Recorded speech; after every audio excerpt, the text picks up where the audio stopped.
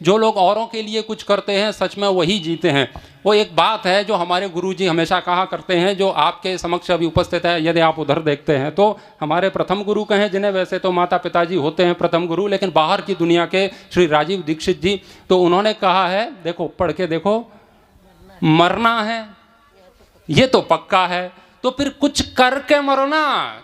जब मरोगे तो भगत सिंह का रास्ता क्या बुरा है? ये मरोगे ढोंगी पाखंडियों के चक्कर में, तो भगत सिंह का, चंद्रशेखर आजाद का, सुभाष चंद्र बोस का, वीर सावरकर का मार्ग क्या बुरा है? जब मरना है ये पक्का है, तो जब मरना है तो कुछ देश के लिए कुछ करो। देखो जीने वाले मात्र दो लोग हैं, एक वो जो भगवान को पाने के लिए यत्न करते हैं, प्रयत्न करते हैं, साधनाएं करते हैं, वो घर को त्याग करके जैसे भी उनके हो सकता है अनासक्ति भाव से जीवन यापन करते हैं। उनका जीवन वास्तविक जीवन है। जो प्रभु को पाना चाहते हैं, जो सत्य को प्राप्त करना चाहते हैं, उनकी जो क्षमताएं नहीं है, इतने उनके प्रबल संस्कार नहीं है, तो दूसरे श्रेणी में आने वाले वो लोग हैं जो देश के लिए जीते हैं। देश में उत्पन्न हुई समस्याओं को मिटाने के लिए वो अपने प्राणों की आहुति देते हैं, वो लोग वास्तव में जीते हैं। लेकिन वो कहते हैं ना कि वास्तव में सांस तो सबकी चल रही है। यदि सांस लेना ही जिंदा होने का प्रमाण है तो आईसीयू में कई सारे लोग सांस ले रहे हैं, क्या आप उनको जिंदा कहोगे?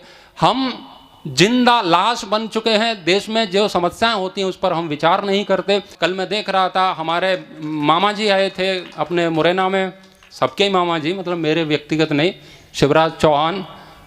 और मैंने देखा, जो बाहर कहा जाता है कि आदिवासी क्षेत्र है, यहाँ पर खाना नहीं मिलता है। आप वीडियो देख लेना, मैंने आपको भेजा था, धर्मेंद्र जी को भेजा था, आप देख लेना, न्यूज़ पर आया था। रोटियों के लिए लड़ाई चल रही है, रोटियों के लिए लड़ाई चल रही है। वो आए कृषि मंत्री हैं, उनसे कोई पूछने को ये साहस नहीं कर रहा है, भैया देश के किसानों के लिए तुम क्या कर रहे हो? कृषि मंत्री हैं देश के। ध्यान किधर गया? शिवराज पर ध्यान नहीं है।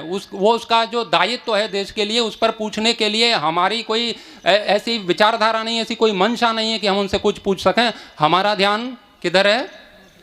वो कहते हैं ना, आपका ध्यान किधर है? छोले भटूरे वाला इधर है।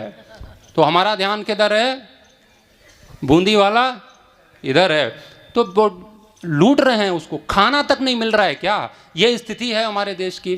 तो निश्चित रूप से यदि हम अपने क्रांतिकारियों के चरित्र में अवगाहन करते हैं, उसको समझते हैं, तो देश में फिर से एक क्रांति हो सकती है। एक जन जागरण का फिर से सैलाब आ रहा है। मुझे लगता है कि फिर से बहुत कुछ हो सकता है यदि हम चाहें तो।